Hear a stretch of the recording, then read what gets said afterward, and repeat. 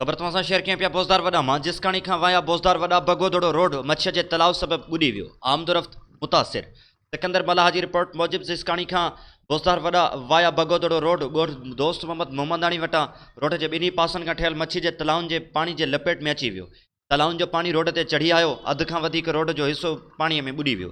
पाणीअ मथां वज़न वारियूं गाॾियूं गुज़रण सबबि पथर निकिरी आया ऐं दुबण बि थी वई।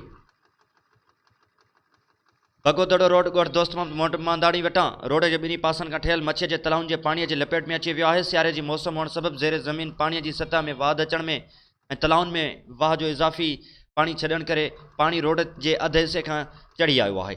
रोड ते बीठल पाणीअ मां पथरनि सिरनि ऐं ॿिए वज़न सां गुज़रंदड़ गाॾियुनि गुज़रण करे रोड में दुबण ठही विया आहिनि। रोड ते पाणी बीठल हुअण सबबि ईंदड़ वेंदड़ गाॾियुनि वारनि खे वॾी परेशानी थी रही आहे। ख़ासि तौर ते रात जे वक़्तु गाॾियूं आम्हूं साम्हूं लाइटनि जी रोशनी अखियुनि में लॻण करे क्रॉसिंग दौरान दुबण में फासी पवनि थियूं। इलाइक़े वासियुनि रोडस खाते जे ऑफिसरनि खां रोड जे मुतासिर हिसे जी फौरी मुरम्मत कराइण जो मुतालबो कयो आहे। जसकाणी खां बोज़दार वॾा रोड ते ॻोठ दोस्त मोहम्मदानी वटां रोड मथां बीठल पाणी ऐं तलाउनि जो ॾेख।